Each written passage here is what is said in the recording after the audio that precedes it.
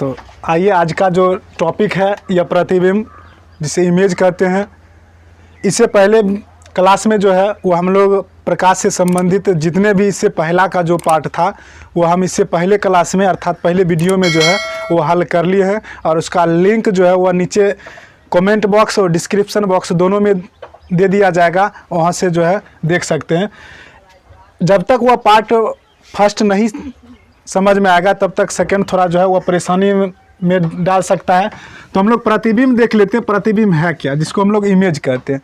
प्रतिबिंब किसी बिंदु स्रोत से आती प्रकाश की किरणें दर्पण से परावर्तन के बाद, और यदि लेंस है तो उससे अपवर्तन के बाद जिस बिंदु पर मिलती है या मिलती हुई प्रतीत होती है, उसे उस बिंदु स्रोत का प्रतिबिंब कहते हैं। प्रतिबिंब का मतलब यदि फिर से पढ़ ले तो वह बिंदु स्रोत कुछ भी हो, वह जब भी होगा प्रकाश स्रोत के अंतर्गत आएगा। उस प्रकाश स्रोत से ही कोई प्रकाश निकलता है। तो किसी बिंदु स्रोत से आती प्रकाश की किरणें परावर्तन या अपवर्तन के बाद जिस बिंदु पर मिलती है या मिलती हुई प्रतीत होती है, उसे उस बिंदु स्रोत का प्रतिबिंब कहते हैं। प्रतिबिंब दो प्रकार के होते हैं। प्रतिबिंब के अंतर्गत यदि देखें तो प्रतिबिंब दो प्रकार के होते हैं। एक वास्तविक प्रतिबिंब और दूसरा जो होता है आभासी प्रतिबिंब। आभासी प्रतिबिंब को ही काल्पनिक प्रतिबिंब कहा जाता है। आभासी प्रतिबिंब या इसको हम लोग काल्पनिक प्रतिबिंब भी कह सकते हैं, यानी काल्पनिक प्रतिबिंब। आभासी प्रतिबिंब कहें या काल्पनिक प्रतिबिंब कहें। तो प्रतिबिंब कितने प्रकार के? दो प्रकार के। एक वास्तविक प्रतिबिंब, दूसरा आभासी प्रतिबिंब या काल्पनिक प्रतिबिंब कहते हैं। तो वास्तविक प्रतिबिंब हम लोग शॉर्ट में परिभाषा दे सकते हैं कि वास्तविक कटान से बने प्रतिबिंब को ही हम वास्तविक प्रतिबिंब कहते हैं। वास्तविक प्रतिबिंब मतलब वास्तविक कटान से बने प्रतिबिंब को ही वास्तविक प्रतिबिंब कहते हैं। अब इसकी विशेषता यदि पढ़ ले तो वास्तविक प्रतिबिंब क्या होता है? उल्टा बनता है। वास्तविक प्रतिबिंब जो होता है वह उल्टा बनता है और इसे पर्दे पर प्राप्त किया जा सकता है। परीक्षा में बराबर पूछता है कि वास्तविक प्रतिबिंब एवं आभासी अर्थात काल्पनिक प्रतिबिंब में अंतर स्पष्ट करें। तो वास्तविक प्रतिबिंब क्या होता है? तो एक तो हम लोग परिभाषा दे देंगे। दूसरा, वास्तविक प्रतिबिंब को जो है पर्दे पर प्राप्त किया जा सकता है। इसको किस पर? तो पर्दे पर जो है वह प्राप्त किया जा सकता है, नहीं पर्दे पर प्राप्त किया जा सकता है। वास्तविक प्रतिबिंब क्या होता है? उल्टा भी बनता है। वास्तविक प्रतिबिंब जो होता है वह उल्टा भी बनता है। आभासी प्रतिबिंब या काल्पनिक प्रतिबिंब की यदि बात कर ले तो आभासी प्रतिबिंब मतलब यह हम लोग कह सकते हैं कि आभासी या काल्पनिक कटान से बने प्रतिबिंब को काल्पनिक प्रतिबिंब कहते हैं। लेकिन परीक्षा में इस तरीका से लिखना नहीं है। परीक्षा में लिखना पड़ेगा वही, किसी बिंदु स्रोत से आती प्रकाश की किरणें परावर्तन या अपवर्तन के बाद जिस बिंदु पर वास्तव में मिलती है, उसे उस बिंदु स्रोत का वास्तविक प्रतिबिंब कहते हैं। यह सदैव उल्टा बनता है और इसे पर्दे पर प्राप्त किया जा सकता है। जबकि आभासी प्रतिबिंब या काल्पनिक प्रतिबिंब की जो है हम लोग परिभाषा देंगे कि किसी बिंदु स्रोत से आती प्रकाश की किरणें परावर्तन या अपवर्तन के बाद जिस बिंदु पर मिलती हुई प्रतीत होती है या जिस बिंदु से आती हुई प्रतीत होती है, उसे उस बिंदु स्रोत का काल्पनिक प्रतिबिंब कहते हैं। काल्पनिक प्रतिबिंब जो है यह इसे पर्दे पर जो है प्राप्त नहीं किया जा सकता है और यह जो होता है सीधा बनता है। तो हम लोग यहाँ से अंतर भी पढ़ लेंगे वास्तविक प्रतिबिंब काल्पनिक प्रतिबिंब में। अब दूसरा जो होगा अगला जो टॉपिक वो हम समतल दर्पण पढ़ लेते हैं। समतल दर्पण। समतल दर्पण के अंतर्गत वैसा दर्पण जिसका परावर्तक सतह क्या हो? समतल हो। मतलब परावर्तक सतह जो होगा समतल होगा। समतल दर्पण प्लेन मिरर जो है यानी जिसका परावर्तक सतह जो होगा वह समतल होगा, समतल दर्पण कहलाता है। बस परिभाषा में इतना हमको पढ़ना है। समतल दर्पण वैसा दर्पण जिसका परावर्तक सतह समतल हो, समतल दर्पण कहलाता है। अब समतल दर्पण से बने प्रतिबिंब की विशेषता। समतल दर्पण हम लोगों के घर में अधिकांश जो है वह समतल दर्पण का ही उपयोग किया जाता है अधिकांश में। जबकि हम लोग नायर के पास जाएंगे तो हजामती दर्पण, उसको हम लोग अवतल दर्पण कहेंगे, अवतल दर्पण का प्रयोग किया जाता है।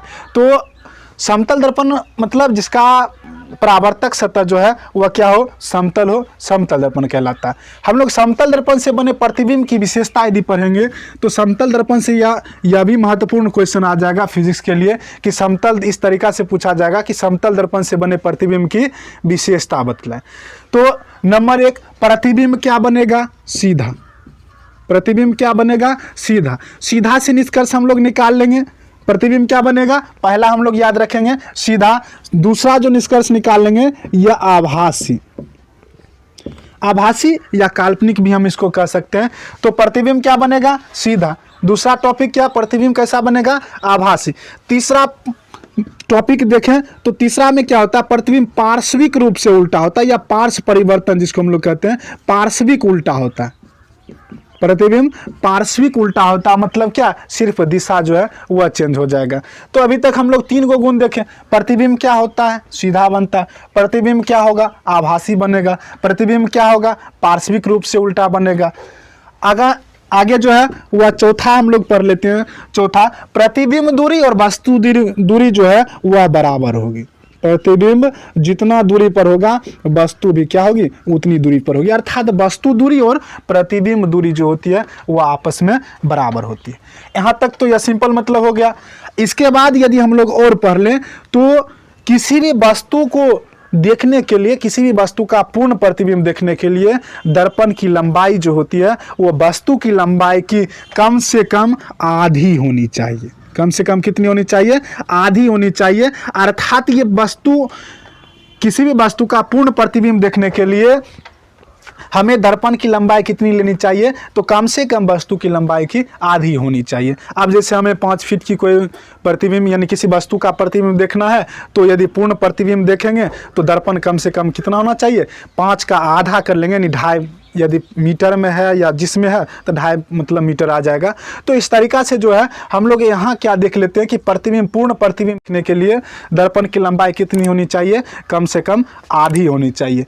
अगला हम लोग टॉपिक देखेंगे इसमें, अगला शर्त के अंतर्गत कि यदि कोई वस्तु भी वेग से आ रही है, यदि कोई वस्तु दर्पण की ओर, मान लेते हैं कि यह दर्पण है, तो इस इधर यदि भी वेग से जो है वह आ रही है तो उसका प्रतिबिंब जो है वह 2v वेग यानी दुगुनी वेग से जो है वो आती हुई प्रतीत होगी। यदि कोई वस्तु भी वेग से दर्पण की ओर आ रही है तो उसका प्रतिबिंब जो है वह 2v वेग से आती हुई प्रतीत होगी। अगला, यदि आपतित किरण को नियत रखते हुए यदि दर्पण को थीटा डिग्री कोण से घुमा दिया जाए, यदि आपतित किरण को नियत रखते हुए दर्पण को थीटा डिग्री कोण से घुमा दिया जाए तो उसका प्रतिबिंब जो है वह 2 थीटा डिग्री कोण से घूम जाएगा। अब जैसे इसमें हम फिर से देख लेते हैं दोनों में, यदि कोई वस्तु जो है वह यहाँ से 30 किलोमीटर प्रति घंटा या 30 मीटर प्रति सेकंड जो लिखना है, यदि इधर दर्पण की ओर आ रही है तो उसका प्रतिबिंब 30 दूना 60 किलोमीटर प्रति घंटा से मतलब इधर आती हुई जो है वह प्रतिबिंब दिखाई देगी। अब यदि आपतित किरण को नियत रखते हुए दर्पण को थीटा डिग्री अर्थात मान लेते हैं कि 20 डिग्री कोण से घुमा दिए तो प्रतिबिंब कितना होगा, 40 डिग्री कोण से जो है यह घूम जाएगा। यहाँ से प्रतिबिंब के अंतर्गत यदि देख लेते हैं तो प्रतिबिंब एक कहानी के अंतर्गत समझ लेते हैं। प्रतिबिंब क्या होता है कि हूबहू जो है वह उल्टा मतलब उतार देता है। एक मूर्ख जो है, वह हम मूर्ख या कह सकते हैं या वह शिक्षित कहें या कम पढ़े लिखे कहें, एक व्यक्ति मेला देखने के लिए जा रहा था, तो मेला देखने के लिए गया, उनको उतना समझ नहीं था, कभी यह दर्पण और समतल दर्पण से कभी भेंट नहीं किए थे, इतना वह ना समझ था। वह मेला में घूमते घूमते एक ऐनक जो है वह खरीद लिया। अब ऐनक खरीदने के बाद क्या हुआ था कि वह ऐनक खरीदते वक्त जो है वह देखा कि 10 रुपया में जो है हमारा दूसरा भाई मिल रहा है। हो सकता है कि वह मतलब उनके सोच में यह आया होगा कि हमारा जो है एक भाई खो गया है, वो 10 रुपया में खरीदते हुए आया। खरीद बहुत वह खुश था, क्यों, क्योंकि उसका तो हूबहू प्रतिबिंब मतलब प्राप्त हो रहा था। अब उनको लगा कि हमारा खोया हुआ भाई मिल गया।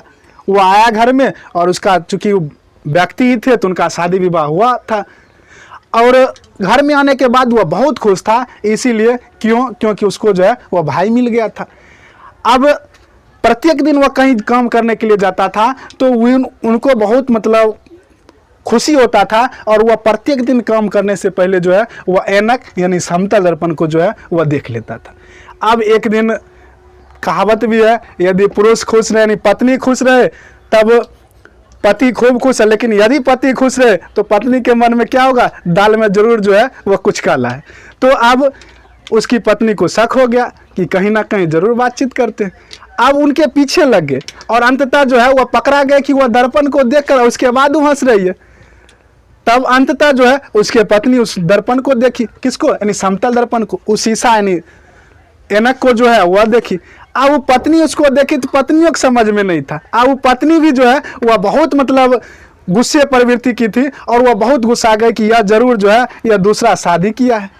अब दूसरा शादी किया वह बहुत खुश, अब मतलब नाराज हो गई, बहुत गुस्से में हो गई और वो अपने सासू माँ से जाकर बोली कि सासू माँ देखिए इसीलिए आपका बेटा जो है ये बहुत जो है खुश रहता है, यह दूसरी शादी की है। अब उसकी सासू माँ जो है उसको भी नहीं दर्पण के बारे में पता था। अब उसकी सासू माँ क्या बोली कि यस ठीक है, कहाँ देखे कहाँ दूसरा शादी किया। अब उसकी सासू माँ देखती है तो अब उसका प्रतिबिंब आ रहा है। अब उसकी सासू माँ कहती है कि अरे मेरा बेटा जो है कितना खराब था, जब उसको शादी करना था तो इस बूढ़ी से शादी क्यों किया। तो कहीं ना कहीं यदि हम लोग देखें तो इस कहानी से ये हमें सीख मिलती है कि यह प्रतिबिंब कैसा बनता है। हूबहू उतार देता है, सिर्फ पार्श्विक उल्टा होता है। अब उसके बाद सीधा प्रतिबिंब बनेगा। आभासी, ध्यान रखते हैं यदि आभासी है, इस कहानी से हम लोग सीख लेंगे यदि आभासी है तो प्रतिबिंब क्या होगा, सीधा। प्रतिबिंब क्या होता है, पार्श्विक उल्टा बनता है। एक प्रतिबिंब दूरी, वस्तु दूरी क्या होती है, बराबर होती है। अगला प्रतिबिंब क्या होता है, यदि किसी वस्तु का पूर्ण प्रतिबिंब देखना हो तो दर्पण की लंबाई जो है वस्तु की लंबाई की कम से कम कितनी होनी चाहिए, आधी होनी चाहिए। यदि दर्पण को भी डिग्री मतलब कोई वस्तु यदि जो है दर्पण की ओर भी वेग से आती है तो उसका प्रतिबिंब 2v वेग से आती हुई प्रतीत होगी। यदि कोई आपतित किरण को नियत रखते हुए यदि दर्पण को थीटा डिग्री कोण से घुमा दिया जाए तो प्रतिबिंब 2 थीटा डिग्री कोण से घूम जाएगा। तो ये था समतल दर्पण से बने प्रतिबिंब की विशेषता। अब गोलीय दर्पण और उनसे बने प्रतिबिंब की विशेषता जो है हम दूसरे वीडियो में हल कर लेंगे।